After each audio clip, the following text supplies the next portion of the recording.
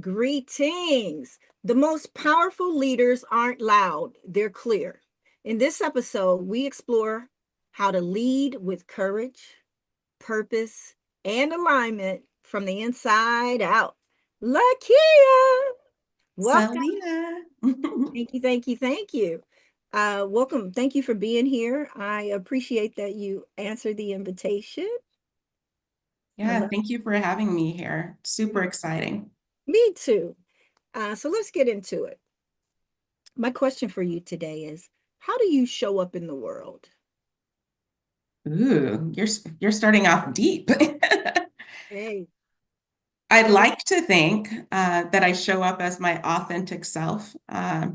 That has been a journey, a long time coming. Um, Years ago, when I first entered the professional world, I was really focused on copying and mimicking what I thought was professionalism and what I thought was standards of how anyone in a leadership role should be and should dress and should act. But I've learned along the way that it's important that you be true to yourself and be who you are, and that it's important that you let others, be privy to your lived experience. Um, and that is going to be a differentiator in the workplace. And so I'd like to think that today I'm not like a little copy of everyone else who's leading, but I am showing up as my authentic self. well, how do you feel about how you're showing up?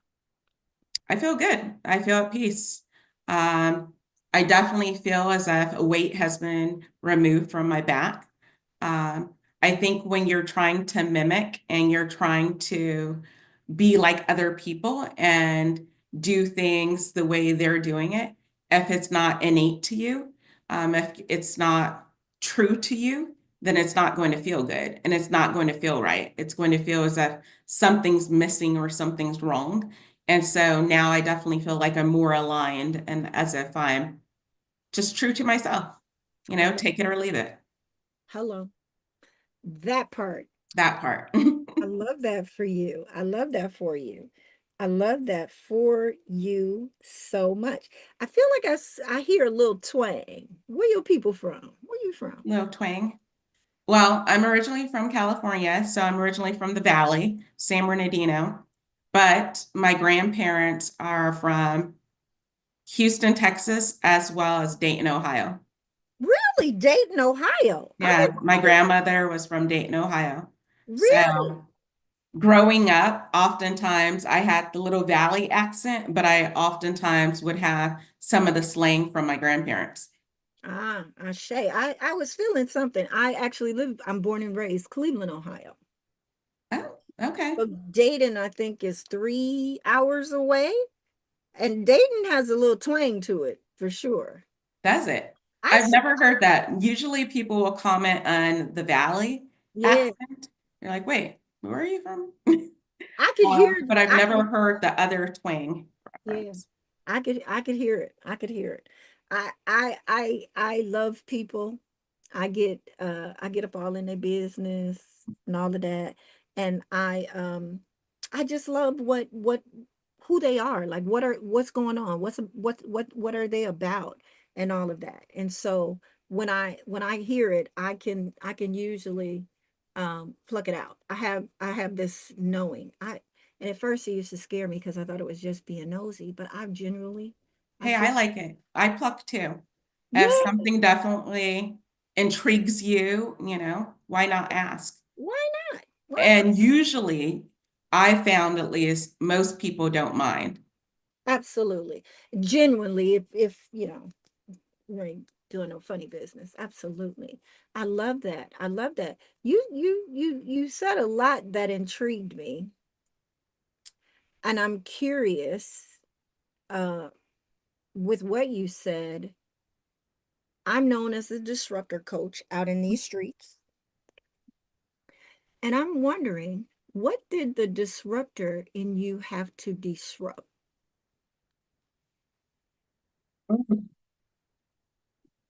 traditional notions of what it means to be a leader and to lead. And so one of the things that I was telling you earlier is I grew up first generation working class. And so I'm a first gen college student. Yeah. And so while now I know that my family, especially my grandparents who helped raise me, were leading in different ways, Hmm. I never saw leaders in the more traditional professional sense.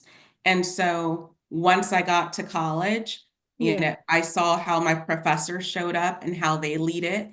And so I took some cues once I got into my first job and I had my first manager or supervisor. I Yeah. looked at how they lead it and I took some cues. And so I was taking a lot of cues from a lot of different people.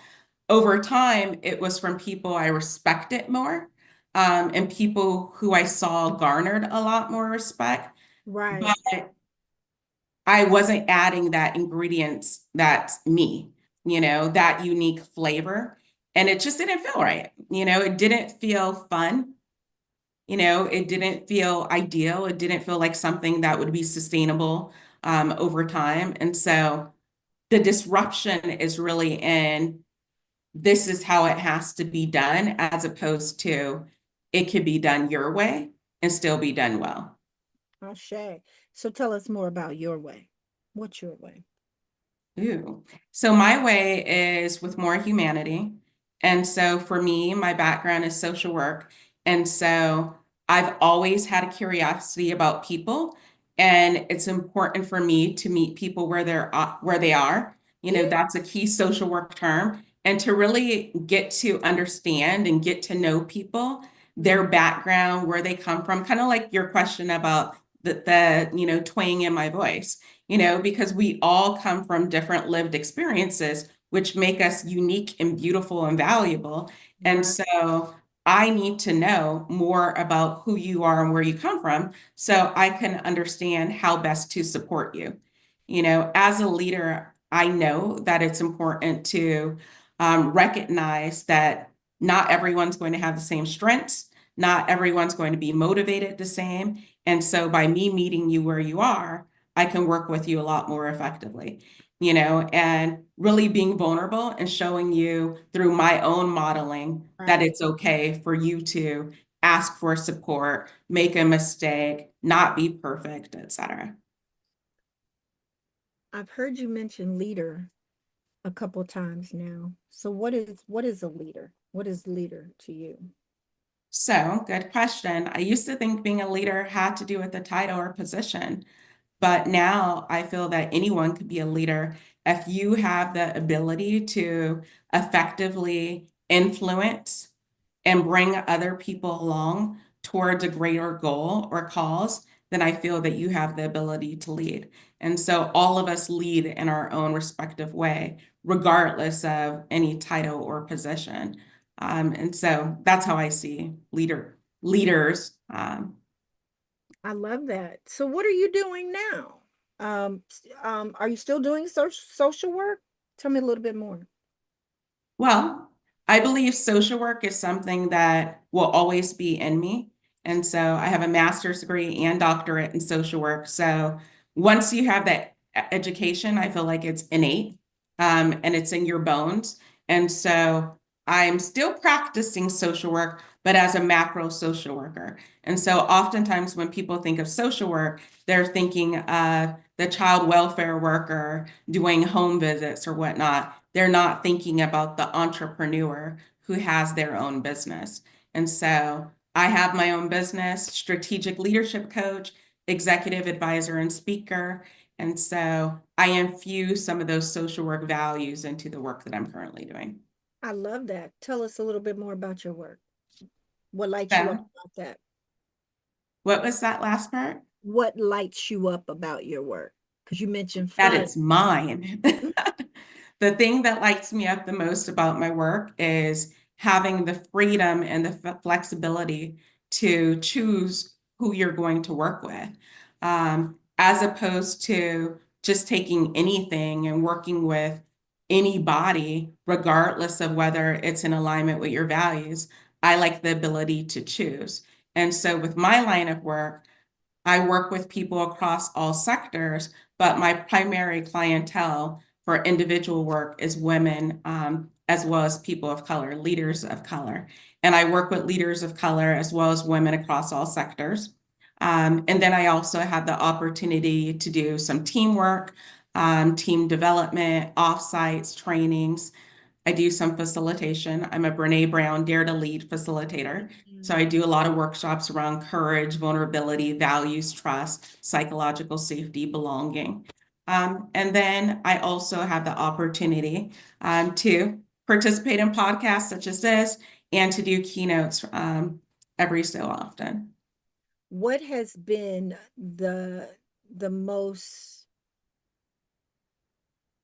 what has been your biggest experience with your client that really made you proud of yourself? Like what client or what experience that made you realize I did some good work here? You know, because in this heart-centered work, it can be thankless, but Yeah, then it helps when that happens, it helps you know you're on the right track, right? Like you, yeah, this path is I'm still doing it. I'm still showing up every day.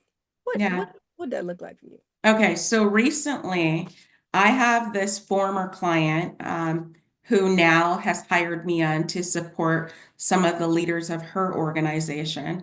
And I coached her for over 2+ years.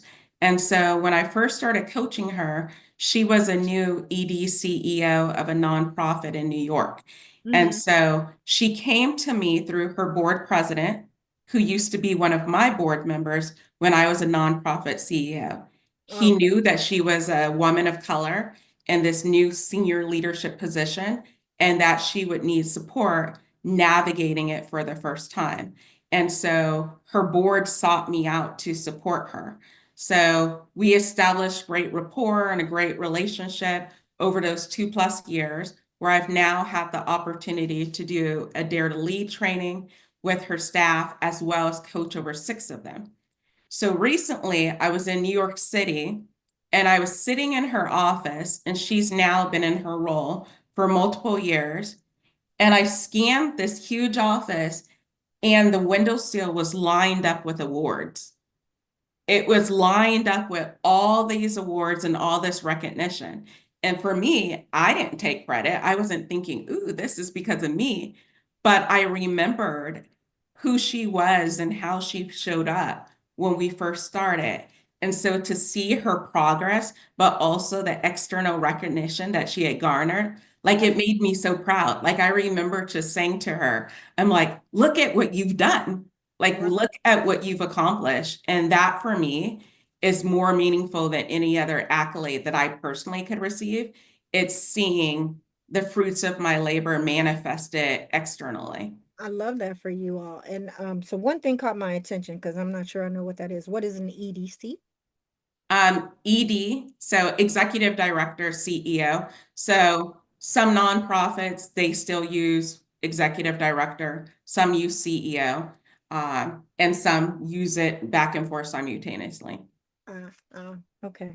I thought it was another distinction. So I'm like, You're like, what is that? yeah, what is that? What is that? Awesome. That is phenomenal for both you and her, to do that kind of work. What created that transition? What got you on the trajectory of being your own CEO of your organization? Because was that like a strategic decision, or did something happen to say, "Hey, I'm going in this direction"? It definitely was strategic. Something definitely happened, but I never saw any of it coming. And so for me, just being honest and vulnerable, I oftentimes am the person who gets in my own way the most, Mm. um, where other people might see the possibility of entrepreneurship in my future. It's something I might not see until like 10 years later. And so when I was a CEO of a nonprofit, my first leadership role at that scale, I had an executive coach. And so I went through a women's fellowship program that was external to my organization, where you receive an executive coach for a set term. Yeah. That was my first time ever even hearing executive coach. And so having the opportunity to work with this woman, I realized I could do this too. Again, my background is in social work. I had been a therapist before, and I realized that my social work training, my therapeutic training, would lend towards coaching. But I never even knew that this was a career path that anyone could ever take. And I left therapy because while it was meaningful and important, I Mhm. started experiencing vicarious trauma. And Mhm. I realized I didn't want to spend my life every day, dealing with trauma and, that type of thing. And so with coaching, one of the things I learned is really helping people to step into their potential, and it's really focused on the future, and their growth and their development and accountability, which are all things important to me and that I believe in, particularly as an achiever. So I put in the back of my mind, when you retire, you could be a coach someday. And Mm. then, going through life, navigating work woes and challenges, I realized I wasn't happy in the role that I was in. But I had a certain level of freedom, golden handcuffs, and I didn't know what I wanted to do next. I had received opportunities to be considered as a professor at various universities. I had been recruited for other executive director, CEO roles at other nonprofits, Yeah. but nothing was necessarily pulling at me. The organization that I was leading, in many ways, I had to find the puzzle pieces and reassemble it in order to get the organization where it was. So in Yeah. many ways, I was operating like an entrepreneur founder. And then burnout hit around the pandemic, graduated with my doctorate degree, and I realized this wasn't a sustainable path and I had to make some decisions. So that's when I got really strategic and I went through a coaching program. I started saving money. I started talking to all my friends who were entrepreneurs full time. Yeah. And I created a roadmap for myself of this is how much money I need. This is the education, the experience, the credentials. These are the things I need to feel comfortable for myself that I could launch on my own. And then the last piece I just say, as I was being strategic exiting because of the burnout, not feeling appreciated, et cetera, there Yeah. was a lot of fear, but I had a lot of support. And a lot of the supporters, including my partner, they reminded me of my worth and they reminded me that no matter what happened, I could always find a job. Absolutely. I And love that, like, it sounds so simple, right. but I thought if I failed, I would lose everything. And they reminded me that's not your reality, which Absolutely. was super helpful for me and allowed me to take the plunge. And so how's it going? It's going good. We are almost at 5 years. So August 1st, I will have had my business for 5 years. Thank you. And I've been a solopreneur now for 3 years. Mm-hmm. And so because I started strategically, I started the business and I bootstrapped it while having a full-time job.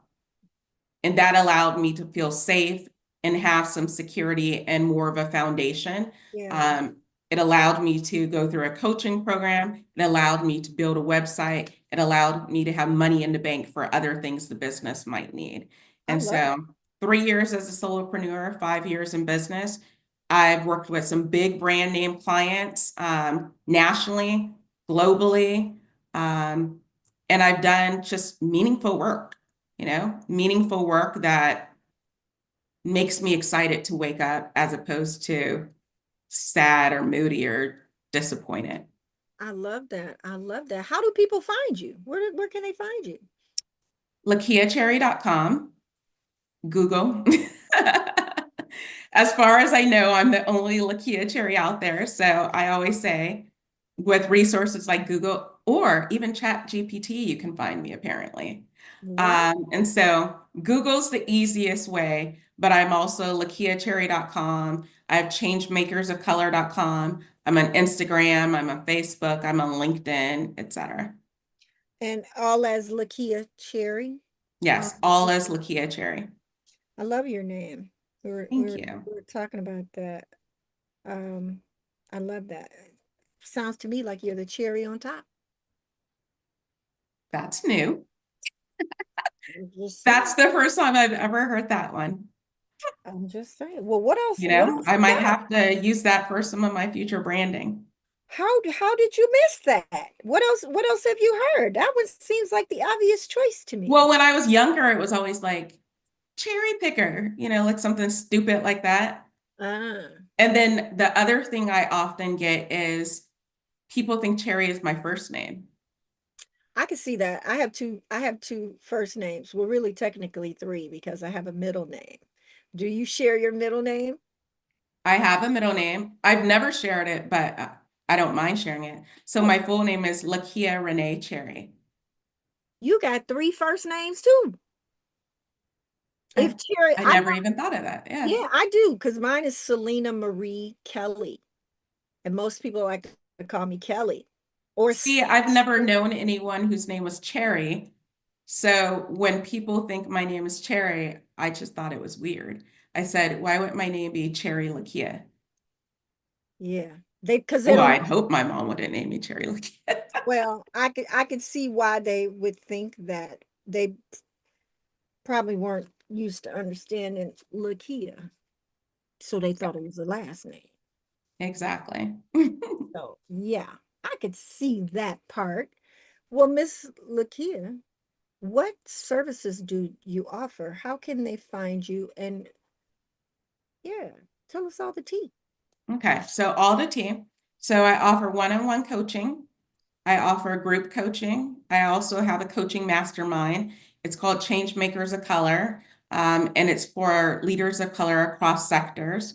And it's an opportunity to receive reinforcement and support from other like-minded leaders navigating systemic barriers. I Mhm. also do team coaching for leaders across sectors.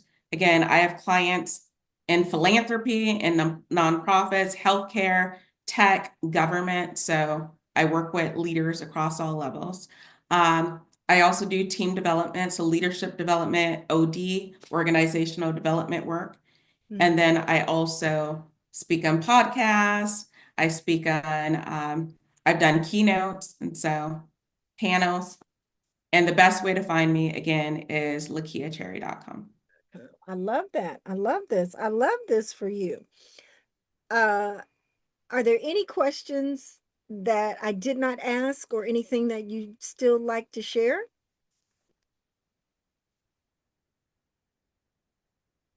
I'd say if you're considering hiring a coach, recognizing that everyone's not for everyone, and it's important for you to do a discovery call and meet with a coach to see what the energy, the vibe is.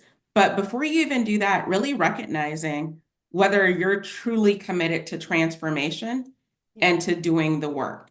And so if you're ready to do the work, I am a compassionate coach, but I'm also a coach who's going to hold you accountable. You know, I'm direct with love, but I'm going to really support you to maximize, you know, your leadership, who's going to support you with navigating burnout, who's going to help you be your authentic self, who's going to help you lead with courage, um, and take rest, you know, to recognize that you are not perfect and to, again, lead in a more sustainable way. And so if that sounds great, I might or I might not be the coach for you, but I definitely encourage you to schedule a call and to meet with me. Shay. And we'll have all her deets, all her 911, 411, because depending on what stage you're in, you might need her right away. Get at her. If like she said, love all of that for you.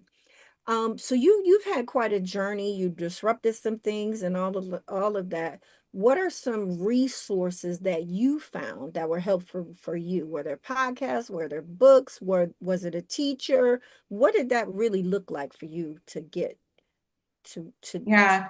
So today? the greatest teacher for me thus far has been Dr. Brene Brown. And so I mentioned I'm a certified Dare to Lead facilitator. And I learned of Brene years ago when I was in my nonprofit CEO role because she's a social worker. And I was at a social work conference and she was the keynote speaker. And she was talking about the importance of courage and vulnerability. And I Mhm. remember thinking, one, I've never seen a social worker give a keynote who has best-selling books and podcasts and whatnot. So, wow, this is cool that we could do this too. And again, that's the reminder that role models are important. But then she was talking about courage and vulnerability, and she was just so raw and so candid and so authentic that there was something about her where I was like, I've never seen anyone show up in this way. Right. And so I started following her via her website, paying attention to what her next book was going to be. And I saw that there was an opportunity to become a certified Dare to Lead facilitator. Yeah. Applied, went through the training in 2019. And what I always tell people, Dare to Lead is a courage building workshop. But in order to do it effectively, you have to be willing to go through the curriculum and the experience yourself. And so when I was trained, Brene was the facilitator and you were the participants. And a lot of the questions that are asked in the Dare to Lead curriculum are things that no one in my entire life have ever asked me. Right. There's things where, despite having two bachelor's degree, a master's, and a doctorate degree, I've never learned this in school or at any of the places that I've ever worked. You know, nowadays, a lot of people are talking about the importance of somatics, Mhm. but I had never in all my life, even as a therapist, been taught the importance of recognizing how you feel in your body. You know, what are your feelings? What are your real core emotions? And expanding your emotional intelligence in that way, really thinking about your thoughts and the impact your emotions, your thoughts can have on your behavior, etc. But then also the fact that courage can be taught. Absolutely. And so all of these things, like I'm not going to beat a horse dead and, explain further, but it was all new to me. And as I went through it, I recognized that it was hard, but this was like this missing piece that I needed to become whole and to become more authentic. And the more I leaned in, the more aligned I felt. And I also recognized, particularly as a coach and a business owner, it allowed me to kind of take the armor off and be more vulnerable without fear of how people were going to see me or whether they would experience me a certain kind of way or want to hire me. If anything, it allowed me to like shine more clearly for those who are meant to find me. Absolutely. We just pray. Yeah, and so that work has played a very pivotal role in my life where, like anything, it's not perfect. And with any book, theory, anything, the parts of it that you're meant to find, the parts that are meant to connect to you are going to connect. And they did. And so that has been some of the most powerful work that I've experienced over the last couple of years. I love that for you. And it sounds like you would recommend that to others out there to. Oh, yeah, definitely. And so I know many people, or at least in my sphere, they've read the book, Dare to Lead, but you could hire me as a certified facilitator, or you could even go to the website and you could bring the facilitation to your organization, to your team. As certified facilitators, we're also able to deliver keynote talks, and so you could even do a one-on-one coaching relationship where you're going through the curriculum and you're getting more hands-on support navigating your courage journey, With you. preferably with me. Absolutely. Of course. That's why we here, y'all, with her. Don't be going nowhere else. You heard it here with her. Are there any other resources that would say were valuable to you that you would recommend to others that did, because sometimes, like, I love to share when I find something or a resource, because it was for you, but it's Yeah. also for you to share with others as well. Yeah. You have Okay. Well, any? couple. Mhm. So when I first was promoted into a leadership role, I didn't receive any leadership training, no leadership development whatsoever. Yeah. So I had to quickly learn and figure everything out, by myself for the most part. I was very scrappy. And so I often tell people Harvard Business Review is Mhm. my leadership Bible. And so I'm a subscriber. I've been a subscriber for over 10 years.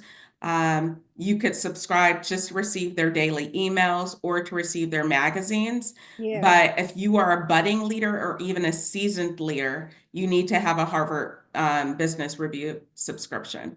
And so with that subscription, you can have access to podcasts, you can have access to case studies, but the content is just so valuable for all of the things you're navigating. And it covers everything from diversity, inclusion, belonging, to communication, to managing up, managing across, teams, etc. And so definitely would recommend Harvard Business Review.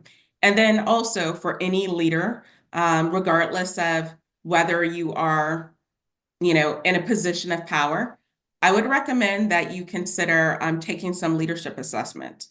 I myself, I'm certified in emotional intelligence.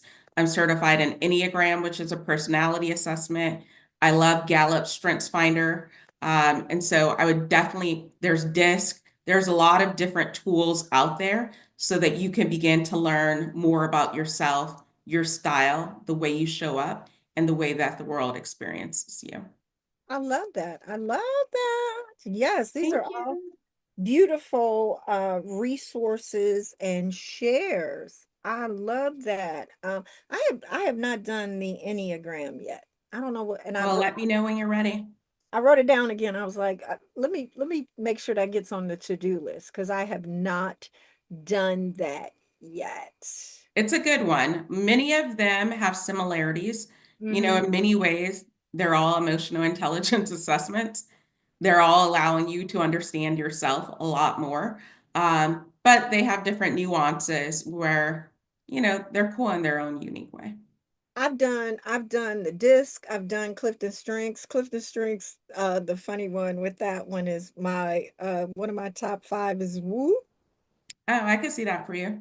And my best friend always be like, "Oh, you over there wooing?" It's hilarious. Same thing with disc. Got me right in line. I'm like, "Oh, okay. Okay." So they are very good. I love that. And I did one that was a temperament one.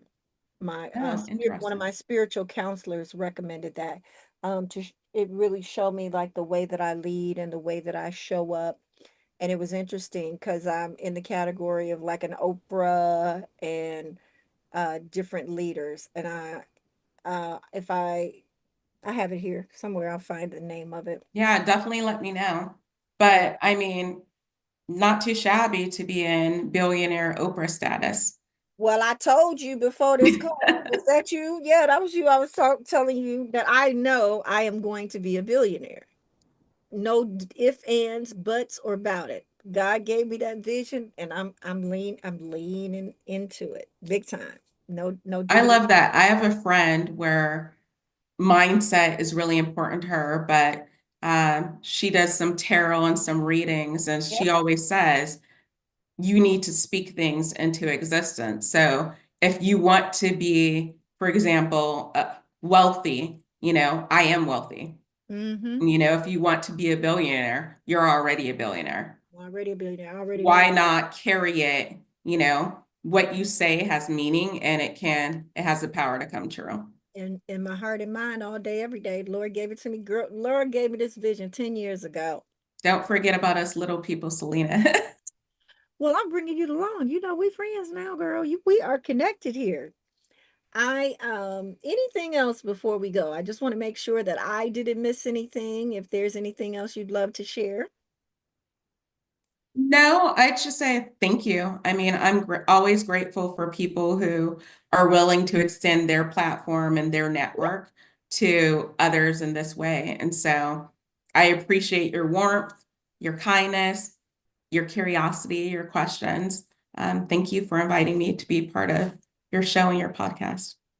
Thank you. I love you. And congratulations on your 5-year journey into Thank you. entrepreneurship and It has been a grind. the work. Yeah. Well, we're gonna get you out of the grind.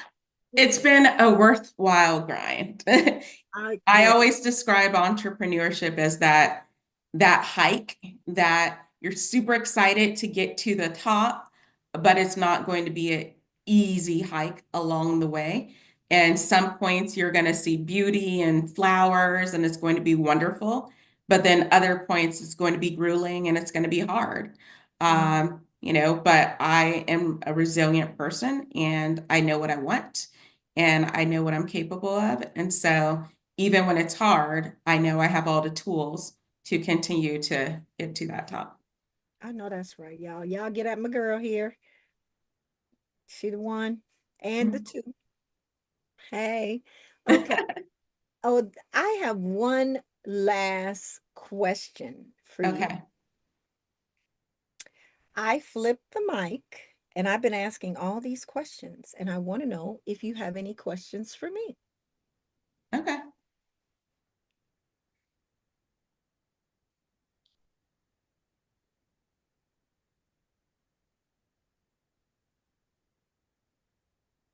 Okay. So my question for you is your tagline is disrupt her. When you think about your life and your path forward, what disrupting do you want to do moving forward? The disrupting that I am doing is Nice reframe. no diggity, no doubt. I know this. This is my calling. I am disrupting. The disrupting that I'm doing is teaching other women how to disrupt, how to be disruptors in their own lives, because what they are dealing with and what they are going through more than likely is because of maintaining the status quo. That is what has happened to most women, I believe, in the areas of religion, in the workplace, in their own homes and relationships, because we have been uh, determined who we are before we even know who we are by others. They put Yeah. clothes on us, and that's not everybody. If I ain't on your street, I ain't on your street.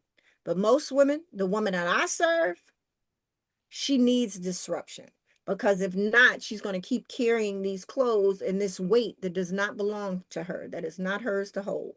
So I am a warrior for her. I will go to war over that. I have lived it my entire life, and no more to that bullshit. Yeah, That's that's what powerful that you're using your experience to give back in that way. If you absolutely. don't mind, may I ask a follow-up? Of course, I would be surprised if you didn't. Okay. So you mentioned your past experience and how it's led you to your calling. So how did you hear the calling and how did you move past in order to move forward? How did I move past? Like, how did you get past what you went through? How did you come up on the other side to Oh, get okay. to where you are now? Um, I would say I got past it day by day, moment by moment, minute by minute, because that's the only way. That's one. And two, I was disconnected from myself, and I didn't know who I was. And so one of the things that I started to realize is I needed to stop all the noise, because I had been in a lot of chaos. And my pastors at the time, man and woman, call their speak their names all the time, Timberly and Andre Gray, were walking with me through that season. And I mean walking with me. Because I remember when I found that church, And I got up there to meet them because I couldn't believe I had been following them on Instagram. I couldn't believe that they were actually in the same town. I was living in Las Vegas. And then when I went there, when I got up there to meet Timberly, I said to her, I don't even know who I am. I did not know I was going to say that. Mhm. And so it started on a journey of being fully seen. This little tiny church that looked like heaven to me. I tell them that all the time. And when they would hold uh, events and things at their home. And eventually, I was there and she shared her war room with me, their prayer room. They called it a prayer room. I called it a war room because some days it was war, some days it was a prayer room. Um, and when I was in the midst of everything and I had finally gotten divorced and gotten through that because I was in fight or flight. Mhm. I created a war room. I said, I need a war room. I had just come from their house and it just dawned on me. Create the war room. I saw it, I created it, and I would go in there and lay on the middle of the floor. It was my storage room under my stairs. I had this big brand new house, all of these things, but everything in there was like loud because all the chaos had been taking place there. And I put a map on the wall of the whole world so that I could pray for people. I did everything that they had. I created an altar.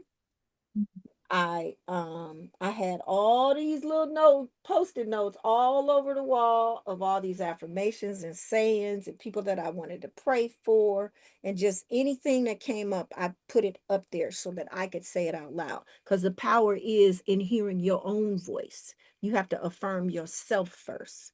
Any and everything that you need is not outside of you. It is in the inside. You are your own God. You are the image of God. And I think that's very important for women to know, because we're looking at it outside of ourselves. Somebody's going to come along and make us happy and all that. And then you realize and start to find out as life keep going on, no, that ain't it. Right. And so I was saying to God how I still see myself as an entrepreneur, like all of these things. And then I could start hearing my spirit speak, because it was dead silence, like dead, nothing, like nothing, because I had kept betraying myself. My spirit would say one thing, but I was going against it, for the sake of the marriage, trying to keep the peace and all of these different things and managing the business and all of that. And then when I first heard the voice finally speak, because I was like, I still see myself as an entrepreneur. You gave me this vision, and I didn't even say you gave me this vision. I can't remember the word. It will come back to me.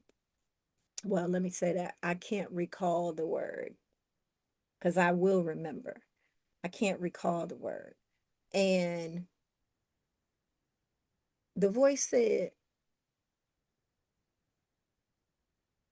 that vision was for you. If it had a been for him, I would have given it to him. You could have knocked me over with a feather. And I was like, oh shoot, that's what was happening this whole time. I was holding on that vision, believing I needed to help them. And it's been given to me. So that's how I know I'm going to be a billionaire. Let's be clear about that. That vision has lived with me for 10 years.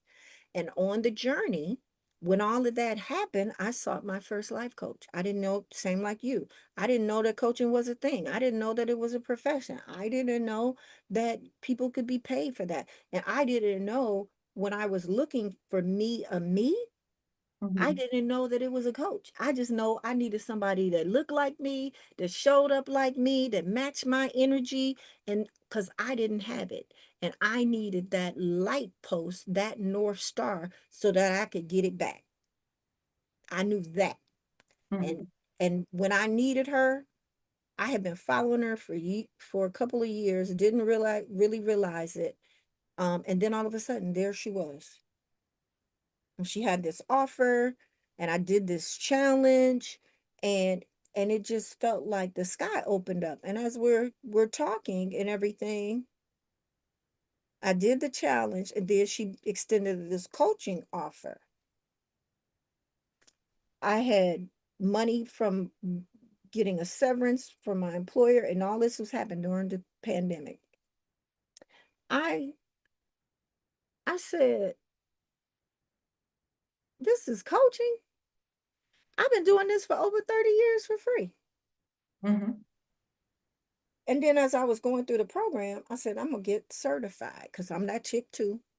I need 2 for 1. If I'm in it, then let me get the most bang for my buck. And I'm a high achiever and all of these other names that they call it, and perfectionist and overdoer, overgiver, all of the things.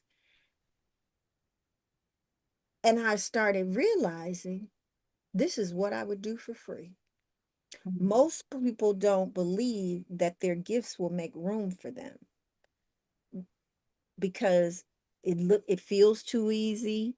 You can do Mm-hmm. it with your eyes closed, but I get activated quick. I know who I'm called to serve now. It was a journey, but I leaned into it. I did not run from it, and it has been difficult and hard. I had suffered a nervous breakdown, mental health challenges, physical challenges through it all. And you know what I could still show up for? I could show up for her, and I could show up for me because now I knew what that call on my life was. So, coaching and teaching is my calling, but bringing Midwest Way to life is the vision that I've been given to birth. Yeah, So, I know powerful. that was a long way around. No, it's powerful. Thank you for sharing that with all of us. Thank you for even asking Yeah, no, of course. I think if anything I got from it, it's oftentimes we get signs and we're not paying attention. all the time. And the reminder that, our calling is waiting to be answered and to be heard. And that when you do respond, it's going to feel like you're back to yourself in many ways. Absolutely, because it is your spirit. Only you are supposed to hear it. It is it is that small, still voice that doesn't compete with anyone else. It is your vision to bring to pass. So it doesn't matter what anyone else says or does or what it looks like because it's for you. But that outside noise, especially as women that we have, would take us off our path, Mhm. so it becomes a knowing. So when you find yourself saying, I think, I get concerned about people with that because that's the world speaking. Because when God is speaking to you, your God, and you're gonna affirm yourself. You're gonna know it. You're gonna speak truth to power in that way. And so, yeah, girl, Okay, I have one more question. you done Last activated. question. It's all right. Hey, that's That what I'm last here thing for. you just said, when you know it, you're going to speak truth to power. What's the role of fear in that? What's the role of fear in that? Hmm. Well, I've been told, I've been told fear is a trick of the enemy Mm. because we were not given the spirit of fear. And fear is a spirit. And there are all kinds of spirits: spirit of control, spirit of fear, all kinds of spirits. And I'm a living witness to that also. Spiritual warfare. That's a, you don't want to get in that conversation with me yet. However, you don't have the spirit of fear. It only exists in what you believe, right? So it may look like it's playing a role to start, but when you get your know that you know that you know, it's out the window because anything can be broken based upon your acceptance and your belief. So what you accept keeps you in bondage per se, or it sets you free, and what you believe. And once those line up, all bets are off. It's go. Foot on the gas. Because then you start to recognize how you've laid down your power, how things have played a role and an influence, and all of these things. And the more that you get free and you hear yourself praying and doing things that you don't want to do, you get clear. Because what all of that, all of those things that are happening are robbing you of being present in your own life. That busy, that confusion, that grind, those are trigger words. Those are trigger words for you to turn around. They are red, I want to say MF and flags, right? Red flags. Run Yeah. in the other direction. Run Yeah. to you. Run right back to you. Run to your whole, get your whole life. Yeah. And you'll see. No, thank Mhm. you for sharing your testimony, and your experience with, taking heed to the call. Um, Absolutely. And because it was dark up in there. I know I wasn't, and my whole prayer the whole time that I was going through that was, God, I know this cannot be what you had in mind for me. I know it can't. mhm. And I knew that. I never lost sight of that. I lost sight of me, most valuable thing that I have, but I never lost sight that I knew that that was not what God had in mind for me. Yeah. Yeah. Yeah. Well, thank you. Yeah. Thank you. No, thank you for sharing. Absolutely. Well, you all out there, we love you. Let me just double check and see if any people got questions for you out here, because that happens.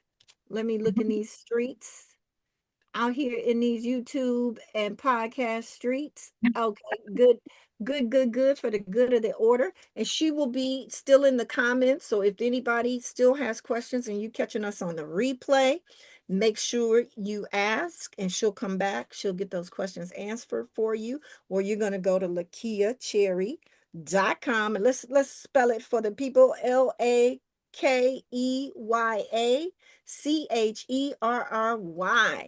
Yes, put that .com on it and you can get at her. I've just love, love, love this. Any words before we go? We're out of here. No, thank you. Thank you for your time. Thank you for your attention. Thank you for the gifts that you have given all of us. I appreciate that. I appreciate that. You can come back anytime. You got something new going on, any projects you're working on, you want to share with us. We would love for you to come back. That's our time, y'all. Y'all know how we do it around here. I want